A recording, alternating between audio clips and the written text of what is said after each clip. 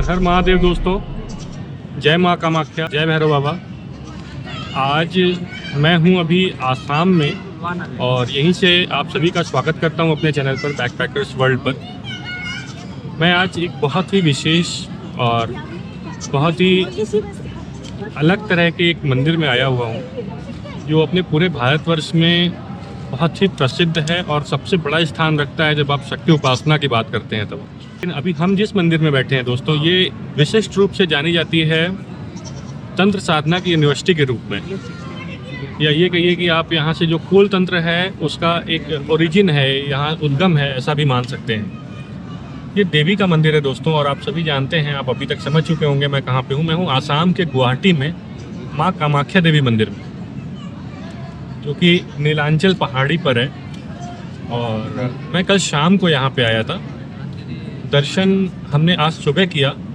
दर्शन के बाद हम आपसे बात कर रहे हैं। मैं आपको इस जगह के बारे में कुछ चीज़ें बताना चाहता हूँ और आप यहाँ पे कैसे आकर घूम सकते हैं, क्या क्या चीज़ें आपको प्रोसेस फॉलो करना पड़ेगा, आपकी स्टे अरेंजमेंट क्या होगी, मंदिर के अंदर का प्रोसेस क्या होता है, ये सारा कुछ इन्फॉर्मेशन हम आपको इस वीडियो के थ्रू देंगे। फिलहाल मैं आपको बता दूँ, यहाँ पे जो अभी मैं जहाँ पे हूँ, ये पूरी पहाड़ी को नीलांचल पहाड़ी बोला जाता है, नीलांचल पर्वत बोला जाता है। और माँ का जो दरबार है वो यही नीलांचल पर्वत पे ही है। आप जब गुवाहाटी आते हैं दोस्तों, तो आपको सबसे पहले आना पड़ता है पर्वत के ऊपर, अगर आप यहाँ पे दर्शन करने आते हैं तो। जिसके लिए आप गुवाहाटी या कामाख्या जो भी स्टेशन आप आ रहे हैं, अगर आप फ्लाइट से आ रहे हैं तो फ्लाइट भी आपको जो गुवाहाटी एयरपोर्ट लेकर के आती है, वहाँ से भी आप डायरेक्ट कामाख्या मंदिर के लिए कोई भी ऑटो बसेस भी चलती हैं, कैब लेकर के आप यहाँ पे आ सकते हैं। यहाँ आने के बाद दोस्तों जो स्टे है वो आपको बहुत इजीली मिल जाएगा। मंदिर के ठीक पास में ही बहुत सारे लॉज हैं और एक यहाँ पे कामाख्या देवालय भी है, जो कि मंदिर ट्रस्ट का ही है, बट उसकी बुकिंग 1 महीने पहले से होती है।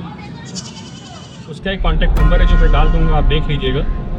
उस पर आप फ़ोन करके अपनी बुकिंग अरेंजमेंट करा सकते हैं। और बाकी बाहर लॉज हैं जो मंदिर के बाहर है, वहाँ पर भी आप रुक सकते हैं। करीब 1000 से 1500 के बीच में आपको रूम मिल जाएंगे 3 लोगों के लिए, ट्रिपल बेडरूम।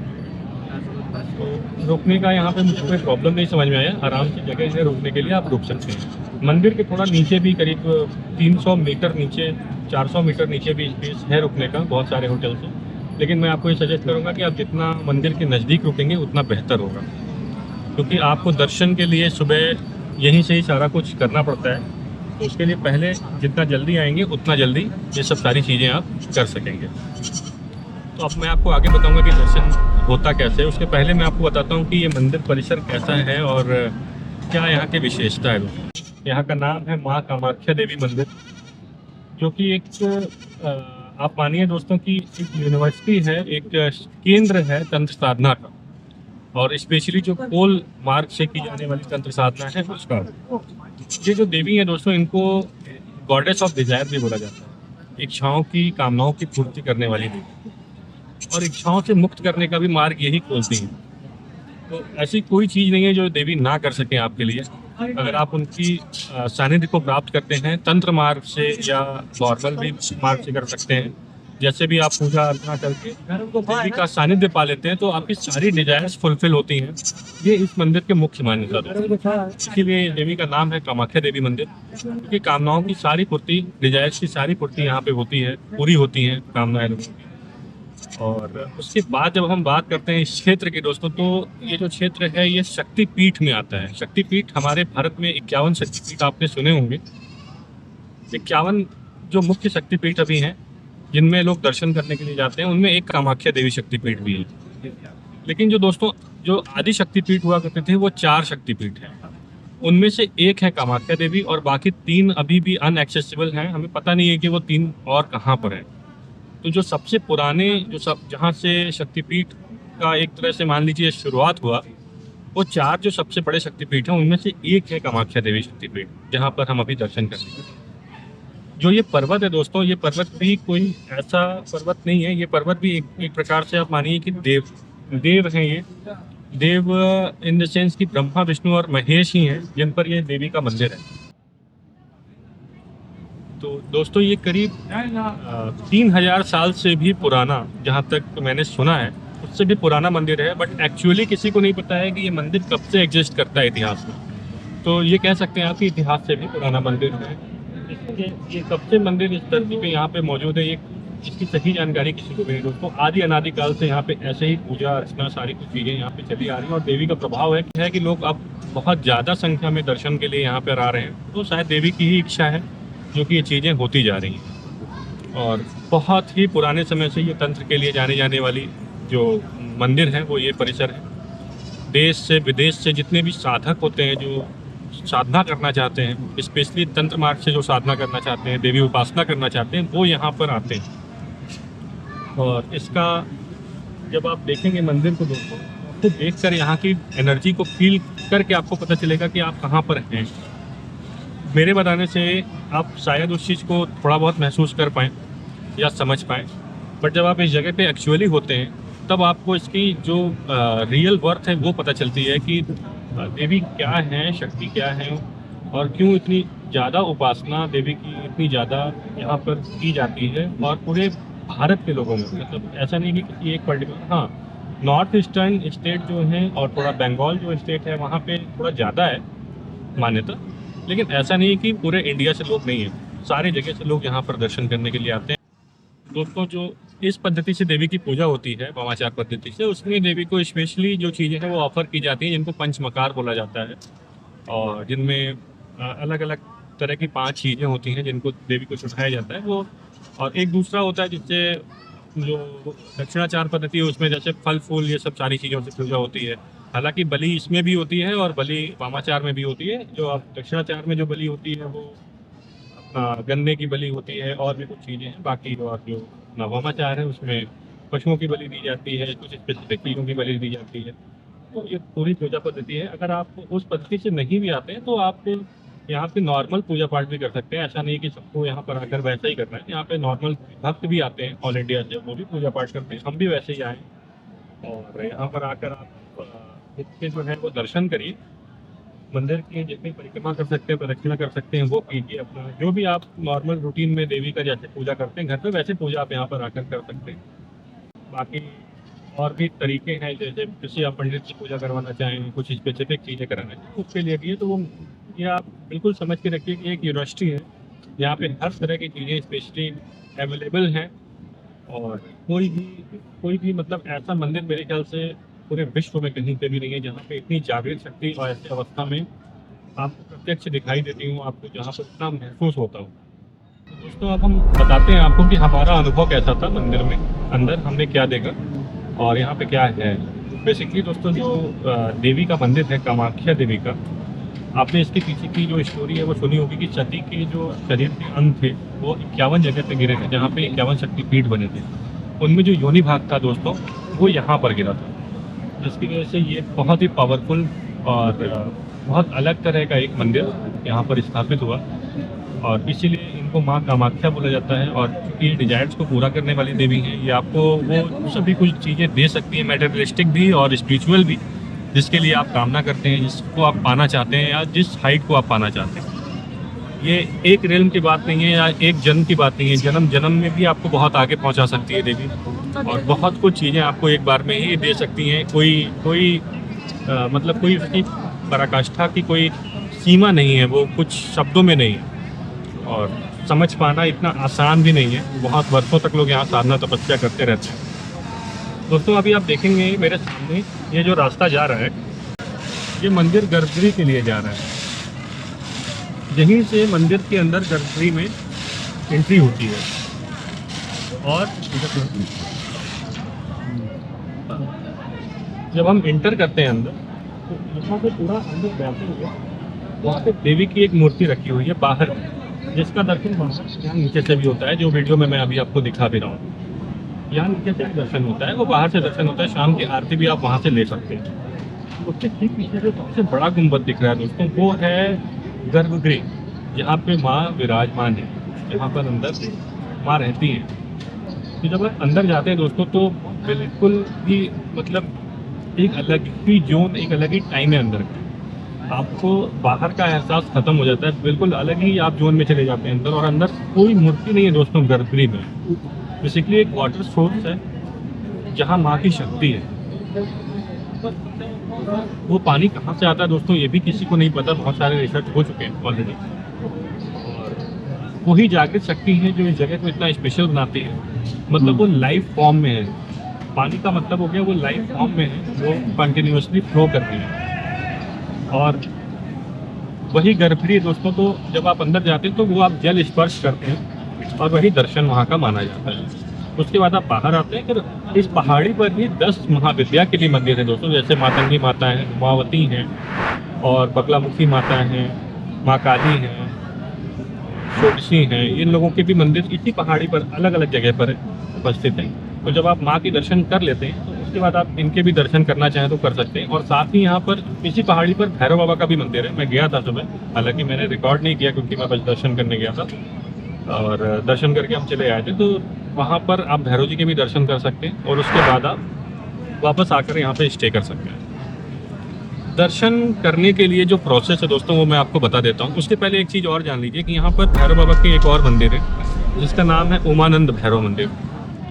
आज चूँकि हमें वहाँ भी जाना था बट हमें दर्शन में बहुत टाइम लग गया, इसकी वजह से हम जा नहीं पाए। शायद आगे टाइम मिलेगा तो हम जरूर कोशिश करेंगे जाने की। वो मंदिर यहाँ से 6-7 किलोमीटर की दूरी पे, 5-6 किलोमीटर की दूरी पे, और एक फेरी से जाना होता है क्योंकि अभी बारिश का टाइम है तो ब्रह्मपुत्र नदी का पानी बढ़ा होने की वजह से फेरी अभी नहीं चल रही है, लेकिन प्राइवेट फेरीज अभी भी जा रही हैं। तो आप चाहें तो आप वहाँ पे जा सकते हैं। यहाँ से किसी भी ऑटो से आप एक स्पॉट है वहाँ तक आप जा करके वहाँ से आपको फेरी लेकर के चली जाएगी, जो कि उमानंद भैरव मंदिर, जो इस पूरे क्षेत्र की, इस नीलांचल पहाड़ी की रक्षा करते हैं दोस्तों, वहाँ पे आप जा सकते हैं। वहाँ पे भी दर्शन कर सकते हैं भैरव जी का। बाकी एक भैरव मंदिर यहाँ पे भी है, यहाँ पे भी कर सकते हैं। अब मैं आपको बताता हूँ कि मैंने दर्शन कैसे किया, पूरा प्रोसेस क्या है, जिससे आप कभी आए तो आपको भी बहुत आसानी हो, आप आसानी से दर्शन कर सकें। सबसे पहले दोस्तों ये आप मान लीजिए कि जो मंदिर का टाइमिंग है वो सुबह 7 बजे मंदिर खुलता है और शाम को 5, साढ़े 5, 6 बजे के आसपास बंद हो जाता है। तो रात का दर्शन यहाँ पर नहीं होता। हालांकि मंदिर खुला रहता है, आप मंदिर के अंदर जा सकते हैं, लेकिन गर्भगृह नहीं खुला होता है। गर्भगृह बिल्कुल भी बंद होता है। आप सिर्फ यहाँ तक आकर के बाहर से जो माँ की मूर्ति है वहाँ का दर्शन कर सकते हैं, लेकिन गर्भगृह में एंट्री बिल्कुल ही प्रोहिबिटेड होती है, आप नहीं जा सकते। तो दर्शन करने का जो मुख्य टाइम है दोस्तों वो सुबह से लेकर के शाम तक का ही है। और दर्शन करने के पहले का जो प्रोसेस है मैं आपको बता रहा हूँ। यहाँ पे आप जब नीचे जाएंगे, यहाँ पे बेसिकली 2 लाइन से दर्शन होता है, 2 क्यू बने होते हैं। 2 क्यू, एक होता है वीआईपी क्यू, एक होता है जनरल क्यू।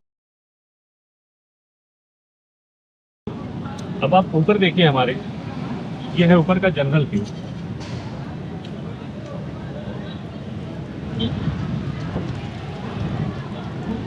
जनरल क्यू दोस्तों पीछे काफ़ी नीचे से लाइन लगती है। तो दोस्तों जो जनरल क्यू लगती है, लाइन लगती है, और जो वीआईपी लाइन लगती है, दोनों का जो प्रोसेस है वो थोड़ा सा अलग है। वीआईपी लाइन यही मंदिर के अंदर ही एक काउंटर है, वहाँ से लगती है। 500 रुपये उसका चार्ज है एक आदमी का, और वो टिकट आपको सुबह मिलता है, करीब 5:30-6 बजे के आसपास मिलना शुरू हो जाता है। तो आप थोड़ा पहले आकर के लाइन लगाएंगे तब वो आपको वीआईपी टिकट मिलेगा। आप ऑनलाइन भी बुक कर सकते हैं, दोनों ऑप्शन। और जो दूसरा जो जनरल क्यू लगती है जिससे मैं दर्शन करने गया था, अभी जो मैंने ऊपर आपको दिखाया, इसका जो टिकट है वो आपको नीचे मिलता है जब आप एंट्री करते हैं मंदिर के मुख्य द्वार पे। वहीं पर किसी से भी पूछ लेंगे, आपको पता चल जाएगा। 4 बजे भोर से वो मिलना शुरू हो जाता है और लाइन करीब 2 बजे 3 बजे रात से ही लोग लगा लेते हैं, क्योंकि आप जितनी जल्दी लाइन लगाएंगे उतनी जल्दी आपको वो टिकट मिलेगा, पास मिलेगा, और उतनी जल्दी आप मंदिर में एंट्री कर पाएंगे। एक आपकी फ़ोटो लगी होती है और वो आपको एक पास टाइप का जनरेट करके देते हैं, जिसको लेकर के आप जनरल वाली क्यू में लग जाते हैं। लगने के बाद दोस्तों हम करीब 5:28-30-32 पर लगे थे, और हमारा दर्शन जो हुआ वो 1:40 पे हुआ। तो आप समझ सकते हैं 7-8 घंटे का एक लंबा प्रोसेस है मंदिर तक पहुंचने का। लेकिन एक उसके साथ और बात है कि जब आप मंदिर के जो क्यू में रहेंगे तो आपको अंदर हर जगह पंखे और सीटिंग के अरेंजमेंट हैं, तो आप पूरा बैठते हुए जा सकते हैं। ऐसा नहीं है कि आपको पूरा खड़े रहना है, और ऐसा भी नहीं है कि बिल्कुल फैसिलिटी कुछ नहीं है। आप बस थोड़ा अपने साथ कुछ पानी वगैरह जरूर रखिए, क्योंकि 7-8 घंटे का टाइम लगना ही है, ये मान लीजिए आप, क्योंकि अभी भीड़ बहुत ज़्यादा हो रही है। फिर जब अंदर पहुंच जाते हैं गर्भगृह के थोड़ा पहले, जहाँ यहाँ पे जो बिल्डिंग है इसमें, तो दोनों लाइन एक साथ मिल जाती है अंदर जाकर के। तो फिर उस वहाँ पर ऐसा नहीं है कि कोई वीआईपी, और ऐसा नहीं है, एक एक करके ही सबको छोड़ते हैं वहाँ पे अंदर। उसके बाद आप गर्भगृह में जाते हैं, वहाँ दर्शन करते हैं, वहाँ दर्शन करके बाहर निकलते हैं। अंदर ही प्रसाद वगैरह चढ़ता है, प्रसाद चढ़ा दी, धूप बत्ती दिया वगैरह सब बाहर जलता है, जो आप देख रहे हैं स्क्रीन पे, यहाँ पे आप जला सकते हैं आकर के।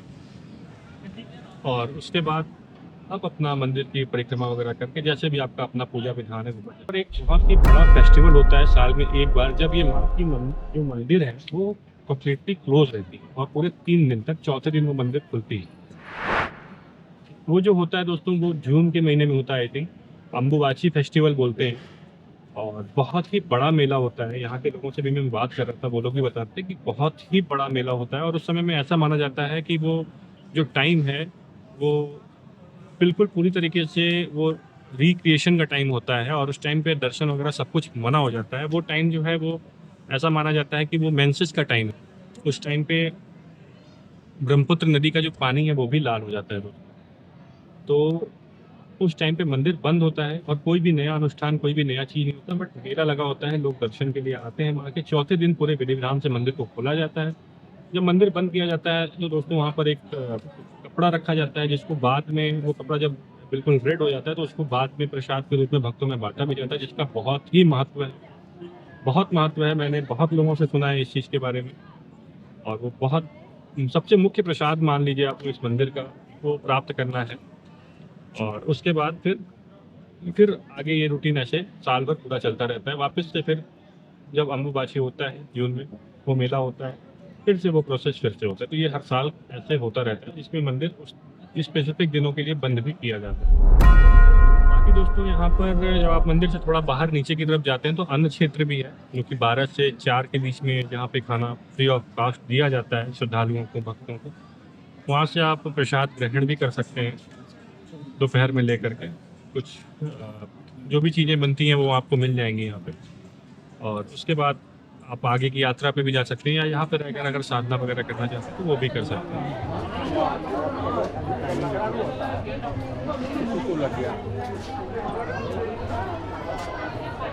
यहाँ जो है बलि चढ़ता है। बाकी एक और चीज़ है दोस्तों, जो यहाँ पे बलि की प्रथा है वो भी बहुत ही अब जिसने कभी नहीं देखा होगा उसके लिए बहुत एक अलग चीज़ है। सामने ही हमारा बलि घर है, दिखा रहा हूँ आपको, देखिए स्क्रीन पर।